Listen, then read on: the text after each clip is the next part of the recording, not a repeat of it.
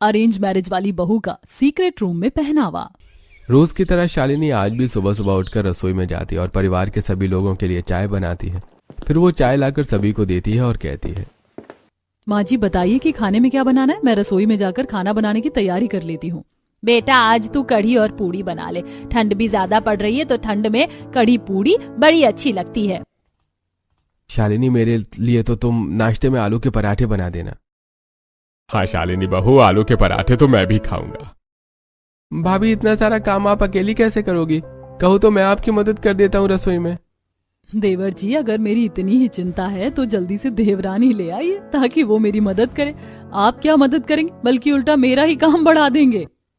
शालिनी की बात सुनकर सभी लोग हंसने लगते हैं। इसके बाद शालिनी रसोई में जाती है और सभी के लिए खाना बनाती है। दोपहर में सभी लोग खाना खाकर अपने अपने काम से चले जाते हैं। शोभा दोपहर में हॉल में बैठकर टीवी देख रही थी, तभी वहां ममता आती है और शोभा से कहती है, क्या बात है शोभा बहन, जब से ठंड पड़ी है तब से तो तुम दिखाई ही नहीं देती। हाँ ममता बहन, घुटनों में दर्द रहता है इसीलिए घर में ही रहती हूँ। अच्छा किया जो तुम मुझसे मिलने चली आई। ममता और शोभा आपस में बातें कर रही थी, तब तक शालिनी उन लोगों के लिए चाय और बिस्किट ले आई और टेबल पर रखते हुए बोली, कैसी है ममता चाची, आप बड़े दिनों बाद आई। हाँ शालिनी बहू अच्छी हूँ। नाश्ता रखकर शालिनी अपने कमरे में चली जाती है। तब ममता शालिनी की तारीफ करते हुए कहती है, शालिनी बहन बड़ी खुशनसीब हो तुम, जो आज के जमाने में भी तुम्हें इतनी सुशील और संस्कारी बहू मिली है जो साड़ी पहनती है और सर पर पल्लू लेकर रखती है। वरना आजकल की बहुओं का पहनावा और व्यवहार दोनों ही हमारी समझ से बाहर है। हाँ ममता बहन, ये तो तुम सही कह रही हो। मेरी बहू सचमुच लाखों में एक है, और हो भी क्यों ना, मैं उसे अरेंज मैरिज करके लेकर आई हूँ। उसे खुद पसंद किया है मैंने। हाँ शोभा बहन, शायद तुम सही कहती हो। शालिनी अपने ससुराल में सभी लोगों का बहुत ख्याल रखती थी। वो एक आदर्श बहू थी और शोभा को अपनी अरेंज मैरिज करके लाई गई बहू पर बड़ा गर्व भी था। वो रोज सुबह उठकर पूजा पाठ करती, उसके बाद घर की साफ सफाई करती और सभी को चाय नाश्ता देने के बाद खाना बनाती और सारा दिन किसी न किसी काम में लगी रहती थी। रोज की तरह आज भी वो सुबह सुबह नाश्ता बना रही थी। तभी दिनेश उसे आवाज देता है, शालिनी कहाँ हो तुम? अरे मुझे मेरे मोजे नहीं मिल रहे हैं, प्लीज आकर दे दो। शालिनी रसोई में अपना काम छोड़कर सीढ़ियां चढ़कर ऊपर अपने रूम में जाती है और ड्रॉर के अंदर से मोजे निकालकर दिनेश को देते हुए कहती है, ये सामने ही तो ड्रॉर में मोजे रखे रहते हैं, आपको तो हर चीज हाथ में ही देनी पड़ती है, कुछ तो खुद से ले लिया करो। ओहो शालिनी, जब तुम्हें पता है कि मुझे कोई चीज खुद से नहीं मिलती है तो तुम्हें आकर मेरे हाथ में दे देना चाहिए ना। और आकर तुम पत्नी जो हो मेरी, इतना तो तुम्हें करना पड़ेगा। हाँ हाँ मैं आपकी पत्नी हूँ तो मैं तो आपके लिए करूंगी, लेकिन आप भी तो मेरे लिए कुछ करो। वैसे क्या करना पड़ेगा मुझे मेम साहब? ज्यादा कुछ नहीं, आपने कहा था ना कि आप संडे को मुझे बाहर घुमाने ले जाओगे, तो कल संडे है, आप मुझे कहीं बाहर घुमाने ले चलो। अरे शालिनी, कल तो मैं बहुत बिजी हूँ, मेरी दोस्तों के साथ पार्टी है, मैं तुम्हें फिर कभी ले चलूंगा।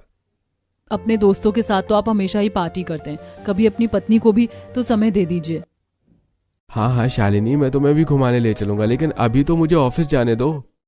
ऐसा कहकर दिनेश ऑफिस के लिए निकल जाता है और शालिनी वहीं खड़ी उसे जाते हुए देखती है और मन में सोचती है, हे भगवान कैसी किस्मत है मेरी, मेरे पति के पास मेरे लिए टाइम ही नहीं है।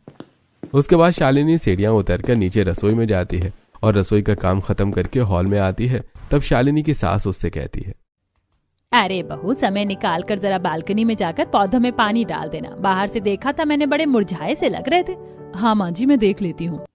अब शालिनी सीढ़ियां चढ़कर अपने कमरे में जाती है और फिर कमरे में लगी हुई बालकनी के पौधों में पानी डालती है। उसके बाद बालकनी के किनारे बने हुए स्टोर रूम की चाबी निकालती है और चाबी को देखकर मुस्कुराती है। तभी बगल की बालकनी में खड़ी हुई रक्षा उससे कहती है, शालिनी भाभी क्या बात है, आजकल तो आप दिखाई नहीं देती हैं, लगता है कुछ ज्यादा ही बिजी रहती हैं। हाँ कविता बहन, अब घर में अकेली काम करने वाली हूँ तो कहाँ फुर्सत मिलती है। शालिनी भाभी, टॉकीज में नई फिल्म लगी है, मैं तो कल अपने पति के साथ फिल्म देखने जा रही हूँ। तुम भी अपने पति को कहकर हमारे साथ फिल्म देखने चलो। कहाँ रक्षा बहन, मेरे पति तो कुछ ज्यादा ही व्यस्त रहते हैं और मुझे भी समय नहीं मिलता, इसीलिए रहने दो, तुम ही चले जाना।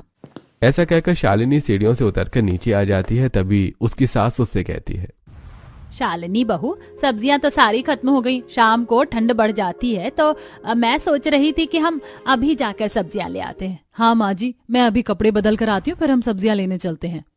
ऐसा कहकर शालिनी फिर से ऊपर अपने कमरे में जाती है।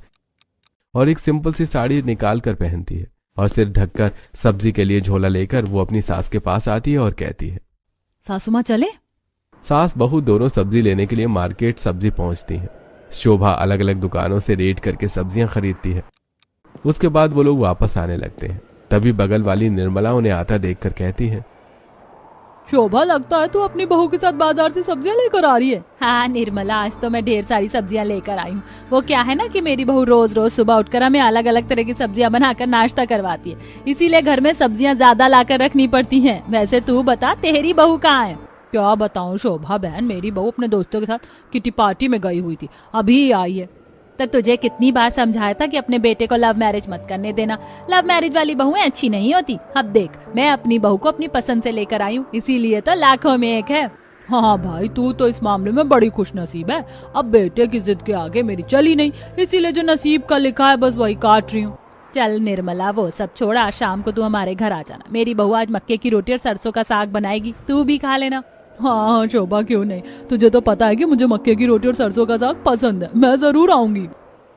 बातें करने के बाद शोभा अपने घर की तरफ चली जाती है और निर्मला अपने घर के अंदर आ जाती है, जहां उसकी बहू मूंगफलियां खाते हुए टीवी देख रही थी। निर्मला उससे कहती है, अरे बहू, मुझे बहुत ठंड लग रही है, जरा एक कप कॉफी तो देना। ओहो माँ जी, मैं अभी तो किटी पार्टी से आकर बैठी हूँ, मुझे थोड़ी देर आराम करने दीजिए, उसके बाद आपके लिए कॉफी बनाऊंगी। हे भगवान, मेरी बहू तो मुझे इस समय पर एक कॉफी बनाकर भी नहीं पिला सकती है। एक पड़ोसन की बहू को देख लो, सारा घर संभालती है और अपनी सास की सेवा में कोई कमी नहीं करती। माँ जी, मुझे आप पड़ोसन की बहू के बारे में मत बताइए, मैं तो ऐसी हूँ और ऐसी ही रहूंगी। शाम हो जाती है और शालिनी रसोई में मक्के की रोटी और सरसों का साग बना रही थी। सभी लोग खाना खाने के लिए बैठ जाते हैं। शालिनी सभी को गर्मा गर्म मक्के की रोटी सरसों का साग परोस रही थी। तभी निर्मला वहां आ जाती है। शोभा उसे अंदर बुलाती है और कहती है, शालिनी बहू, जरा निर्मला के लिए भी मक्के की रोटी और सरसों का साग परोस दे। शालिनी शोभा की प्लेट में भी मक्के की रोटी और सरसों का साग परोस देती है। उसके बाद निर्मला खाना खाकर तारीफ करते हुए कहती है, सचमुच शोभा, शालिनी ने बहुत ही स्वादिष्ट खाना बनाया। वैसे अब तो तेरे छोटे बेटे की भी शादी की उम्र हो गई है, इससे पहले कि वो लव मैरिज कर ले, तू उसकी शादी कर दे। हाँ निर्मला, तू सही कहती है, मैं लड़कियां ढूंढ रही हूँ। जैसे ही कोई अच्छी लड़की मिलेगी तो मैं लोकेश की शादी करवा दूंगी। लोकेश ये सारी बातें सुनकर चिंता में पड़ गया। दोपहर में वो माधुरी से मिलकर सारी बातें बताते हुए कहता है, माधुरी, मेरी माँ लव मैरिज को कभी भी एक्सेप्ट नहीं करेंगी। मुझे तो डर है कि वो किसी लड़की से मेरी शादी न करवा दें। तुम कैसी बातें कर रहे हो लोकेश? तुम मेरे सिवा किसी और से शादी करने के बारे में सोच भी कैसे सकते हो? एक ही रास्ता है कि हम दोनों को कोर्ट में जाकर शादी कर लेनी चाहिए। लोकेश की इस बात पर माधुरी भी हाँ कह देती है और उसी दिन दोनों कोर्ट मैरिज कर लेते हैं और लोकेश माधुरी को लेकर घर पहुंच जाता है। शोभा उसे देखते ही बहुत गुस्सा होती है और कहती है, तू अच्छी तरह जानता है कि मुझे लव मैरिज से कितनी नफरत है, उसके बाद भी तू लव मैरिज कराया। माँ, माधुरी बहुत अच्छी लड़की है, तुम उसे एक बार जानो तो सही। ये तो उसका पहनावा ही बता रहा है कि वो कितनी अच्छी है। ओह शोभा, आप जाने भी दो, खत्म करो बात को। क्यों सभी लोगों को तमाशा दिखाने पर तुली हो? शालिनी बहू, छोटी बहू का गृह प्रवेश करवाकर उसे अंदर लेकर आओ। अब शालिनी माधुरी का गृह प्रवेश करवाकर उसे अंदर लाती है। माधुरी रात को अपने कमरे में जाकर आराम करती है। अगले दिन सुबह माधुरी नहा धोकर अलमारी से एक लॉन्ग वन पीस निकालती है और लोकेश से पूछती है, लोकेश देखो, मेरा ये वन पीस स्टाइलिश लग रहा है ना? हाँ माधुरी, ये बहुत स्टाइलिश लग रहा है, लेकिन मुझे तुमसे कुछ कहना है। हाँ लोकेश, कहो, क्या बात है? देखो माधुरी, मैं जानता हूँ कि तुम हमेशा से मॉडर्न ड्रेस पहनती आई हो और तुम्हें इसी तरह की ड्रेस अच्छी लगती है, लेकिन मैंने तुम्हें बताया था ना कि मेरी माँ को इस तरह के कपड़े पसंद नहीं है, इसलिए घर में तो तुम सिंपल से ही कपड़े पहन लो, लेकिन जब भी हम बाहर जाया करेंगे तो तुम पहनना जो भी तुम्हें पसंद है।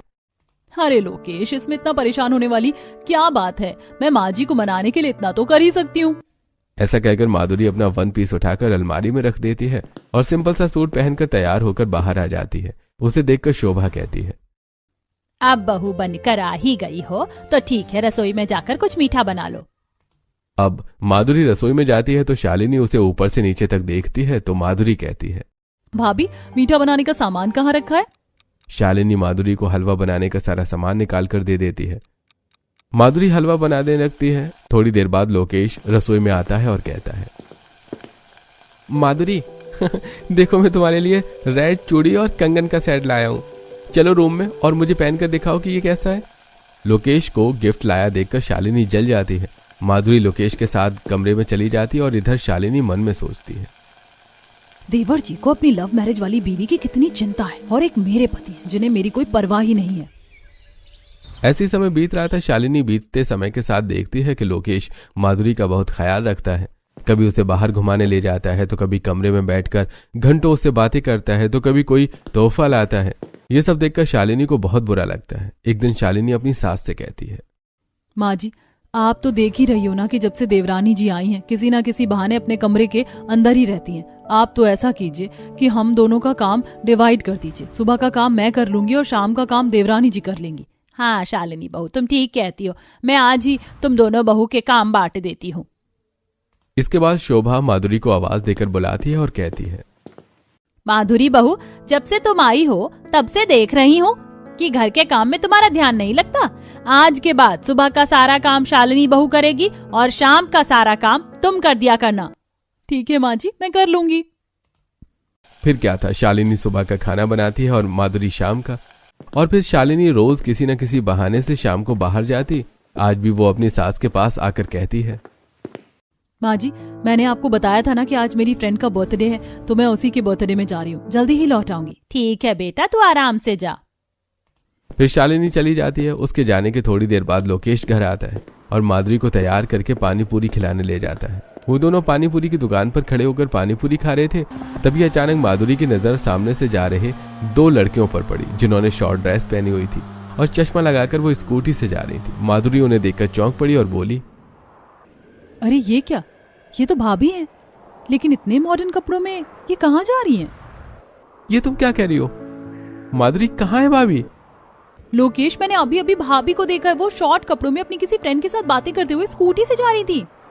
माधुरी, तुम्हारी गलत फहमी है। भाभी शॉर्ट कपड़े पहन ही नहीं सकती। अच्छा चलो अब घर चलते हैं, माँ इंतजार कर रही होंगी। वो लोग घर आ जाते हैं। थोड़ी देर बाद शालिनी भी घर आती है। माधुरी ध्यान से शालिनी को देखती है और फिर कहती है, भाभी, आपकी माथे की बिंदी कहाँ गई? अरे कहीं गिर गई होगी। ऐसा कहकर शालिनी अपने कमरे में चली जाती है, लेकिन माधुरी को उस पर शक हो जाता है। अगले दिन शाम को माधुरी रसोई में चाय बनाने के लिए आती है। तभी देखती है कि शालिनी पीछे की सीढ़ियों से शॉर्ट वन पीस पहने काफी मॉडर्न लुक में ऊपर की तरफ जा रही है।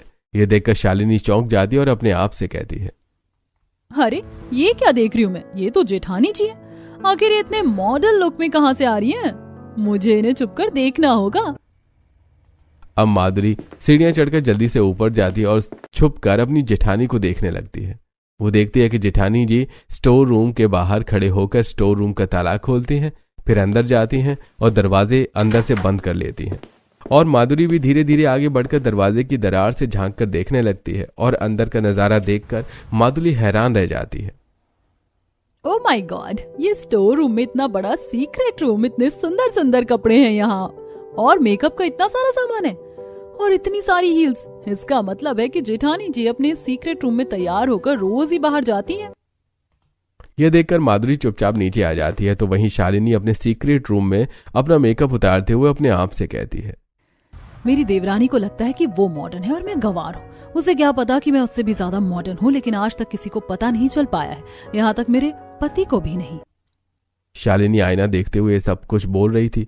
उसके बाद वो अपने कपड़े बदलती और स्टोर रूम का दरवाजा बंद करके सीढ़ियों से नीचे उतर कर आ जाती है। उसे देखकर उसकी सास कहती है, अरे बहू, तू कब आ गई? मैंने तुझे देखा ही नहीं। माँ जी, थोड़ी देर पहले ही तो आई थी। आप टीवी देख रही थी, इसलिए आपको पता नहीं चला होगा। इसका मतलब है कि भाभी घर में सभी को बेवकूफ बना रही हैं और सबसे झूठ बोल रही हैं। अगले दिन शाम को शालिनी की फ्रेंड अर्पिता का फोन आता है। आज शाम को हम लोग मार्केट चलेंगे, और हाँ, कुछ अच्छा सा वेस्टर्न पहन कर आना, क्योंकि शिल्पा, नीलिमा और शबाना भी आ रही है। हाँ हाँ, मैं आ जाऊंगी, तू चिंता मत कर। शाम को शालिनी अपने ट्रायल रूम में जाती है और एक रेड कलर का शॉर्ट वन पीस पहनती है, फिर मेकअप करती है। उसके बाद वो एक रेड साड़ी को पहनकर अपना शॉर्ट वन पीस पूरी तरह छुपा लेती है और नीचे आकर अपनी सास से कहती है, माँ जी, आज मैं थोड़ी देर के लिए अपने मायके जा रही हूँ और आते हुए सब्जी भी लेती आऊंगी। ठीक है बहू, ठंड का मौसम है, थोड़ा जल्दी लौट आना। ऐसा कहकर शालिनी घर से निकलती है। अब माधुरी भी दूध लाने का बहाना करके घर से निकलती है और शालिनी का पीछा करती है। माधुरी देखती है कि शालिनी रास्ते में एक पब्लिक टॉयलेट में जाकर अपनी साड़ी निकालकर अपने बैग में रख लेती है और फिर अपने वेस्टर्न लुक में अपनी सहेलियों से मिलती है। अच्छा, तो ये है भाभी का पूरा सच। अब पहले कि वो मुझे देख ले, मुझे घर लौट जाना चाहिए। यही सोचकर माधुरी घर की तरफ निकल जाती है तो वहीं दूसरी तरफ शालिनी अपने दोस्तों के साथ मॉल में जाकर शॉपिंग करती है। शाम को वे फिर से पब्लिक टॉयलेट में जाकर साड़ी पहन लेती है और फिर जब घर आ जाती है तो उसे देखकर माधुरी कहती है, आ गई आप? काफी देर लगा दिया आपने। वैसे आपके मायके में सब ठीक ठाक तो है ना? ठीक ठाक ही होगा, तुम क्यों पूछ रही हो? भूल गई आप? आज आप अपने मायके गई थी ना? गई थी, सब ठीक है। इसके बाद शालिनी जल्दी से सीढ़ियां से ऊपर जाती है और सबसे बचकर वो अपने ट्रायल रूम में जाकर कपड़े चेंज करके मेकअप उतारती है और ट्रायल रूम बंद करके बाहर आ जाती है। अगले दिन शाम को फिर से अर्पिता का फोन आता है और वो कहती है, शालिनी, आज शाम को भी तू समय पर आ जाना, सभी लोग मूवी देखने चलेंगे। हाँ, तू चिंता मत कर, मैं समय पर आ जाऊंगी। शालिनी फिर से अपने ट्रायल रूम में जाती है और एक फिश कट गाउन पहनती है और मेकअप करके तैयार हो जाती है। वो ऊपर से साड़ी पहन लेती है और अपने बालों को स्कार्फ से कवर कर लेती है और अपनी सास के पास आकर कहती है, माँ जी, जरा मैं बाजार तक जा रही हूँ, मेरी कुछ चीजें खत्म हो गई तो वही लेना है। ठीक है बेटा, तू जा, मगर जल्दी आ जाना। अब शालिनी वहां से चली जाती है। थोड़ी देर बाद लोकेश आता है और वो माधुरी से कहता है, माधुरी, तुम्हें पता है टॉकीज में बहुत अच्छी मूवी लगी है, चलो हम दोनों देखने चलते हैं। माधुरी एक सिंपल सा सूट पहनकर तैयार हो जाती है और अपनी सास से पूछने के बाद वो लोकेश के साथ मूवी देखने के लिए चली जाती है। मूवी देखने के बाद जब माधुरी लोकेश के साथ बाहर निकलती है तो वहां तो उसे शालिनी अपने दोस्तों के साथ जाते हुए दिखाई देती है। तो माधुरी कहती है, लोकेश, वो देखो भाभी अपने दोस्तों के साथ मॉडर्न कपड़ों में, वो देखो वो जा रही हैं। लोकेश शालिनी को देख नहीं पाता और कहता है, ओहो माधुरी, तुम्हें आजकल हर जगह मॉडर्न कपड़े में भाभी ही क्यों दिखाई देती हैं? फिल्म को छोड़कर तुम भाभी की बातें कर रही हो। चलो अब घर चलते हैं, काफी देर हो गई है। और फिर वो लोग घर आ जाते हैं। जैसे वो दोनों हॉल में आते हैं तब शालिनी अपनी सास को भड़काते हुए कहती है, देवरानी जी, आपको ऐसा नहीं लगता कि काफी देर हो गई आपको बाहर गए हुए? शालिनी की बात सुनकर शोभा भी माधुरी पर गुस्सा करने लगती है, लेकिन माधुरी बिना कुछ कहे अपने कमरे में चली जाती है और बिस्तर पर बैठकर गुस्से से अपने आप से कहती है, मैं जब से आई हूँ तब से देख रही हूँ कि जेठानी जी हमेशा मुझसे जलती हैं और मेरी सास को मेरे खिलाफ भड़काती ही रहती हैं, लेकिन अब मैं भी उन्हें अच्छा सबक सिखाऊंगी। मैं तो उनकी असलियत जान चुकी हूँ, लेकिन अब जल्दी ही घर वाले भी जान जाएंगे। अगले दिन जब शालिनी अपने दोस्तों के साथ बाजार में घूम रही थी तभी रक्षा अपनी सास के साथ सब्जियां लेकर वापस आ रही थी। रक्षा शालिनी को देखकर निर्मला से कहती है, माँ जी जरा देखिए तो, वो शालिनी भाभी है ना? हाँ रक्षा, ये तो अपनी पड़ोसन शालिनी है। राम राम, घर में इतनी संस्कारी बनती है और बाहर इतने छोटे कपड़े पहनकर दोस्तों के साथ रोड पर घूम रही है। आप ही देख लीजिए माँ जी, ताकि अब आपको दूसरों की बहुओं की इतनी तारीफ ना करनी पड़े जितना आप करती हैं। ये बात सुनकर निर्मला शर्मिंदा हो जाती है और शाम को निर्मला शोभा के पास आती है और कहती है, शोभा बहन, वैसे तो तुम अपनी बहू की बड़ी तारीफ करती हो और उसे अरेंज मैरिज वाली संस्कारी बहू बताती हो, लेकिन आज मैंने उसे छोटे छोटे कपड़ों में बाजार में अपने दोस्तों के साथ घूमते फिरते देखा। ये तुम क्या कह रही हो निर्मला? अपनी जुबान को लगाम दो। मेरी बहू इतनी संस्कारी है, वो कभी छोटे कपड़े पहनकर बाजार में घूम ही नहीं सकती। अरे वो तो अपने काम से गई थी। हाँ निर्मला बहन, शोभा सही कहती है, हमारी बहू कभी ऐसा नहीं कर सकती। ठीक है बहन, मेरा काम तो तुम्हें बताना था, अब तुम मानो या ना मानो तुम्हारी मर्जी, मैं तो चली अपने घर। ऐसा कहकर निर्मला वहां से चली जाती है और ये सारी बातें सुनकर शालिनी अपने मन में कहती है, हे भगवान, मैं तो बाल बाल बची, आज तो मेरा भांडा ही फूट जाता। तो वहीं माधुरी भी अपने मन में सोचती है, इसका मतलब है कि निर्मला आंटी ने भी भाभी को बाहर देख लिया है, लेकिन सासू माँ तो कभी भी किसी का भरोसा नहीं करेंगी। मुझे इनके खिलाफ सबूत इकट्ठा करने ही होंगे। अगले दिन फिर से शाम को अर्पिता का फोन आता है और वो कहती है, शालिनी जल्दी से तैयार होकर आ जाए, एक नया रेस्टोरेंट ओपन हुआ है, आज हम सब वहीं जाएंगे।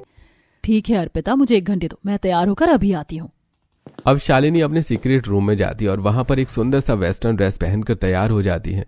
उसके बाद ऊपर से साड़ी लपेट लेती है और अपनी सास के पास आकर कहती है, माँ जी, विवेक की स्वेटर पुरानी हो गई है तो आज मैंने सोचा कि मैं उनके लिए स्वेटर ले आती हूँ। ठीक है बहू, जल्दी लौट आना। ऐसा कहकर शालिनी घर से निकल जाती है। तब माधुरी भी तैयार होकर अपनी सास के पास आती है और कहती है, माँ जी, मेरी नाइट क्रीम और मॉइस्चराइजर खत्म हो गया है, तो मैं मॉल से थोड़ी देर में ही लेकर आती हूँ। ठीक है बहू, लेकिन जल्दी आ जाना, देर मत करना। अब माधुरी भी अपनी स्कूटी लेकर शालिनी का पीछा करते हुए निकल जाती है और उसका वीडियो बनाती है। शालिनी हमेशा की तरह पब्लिक टॉयलेट में जाती है और वहां से कपड़े चेंज करके वो बाहर निकलती है।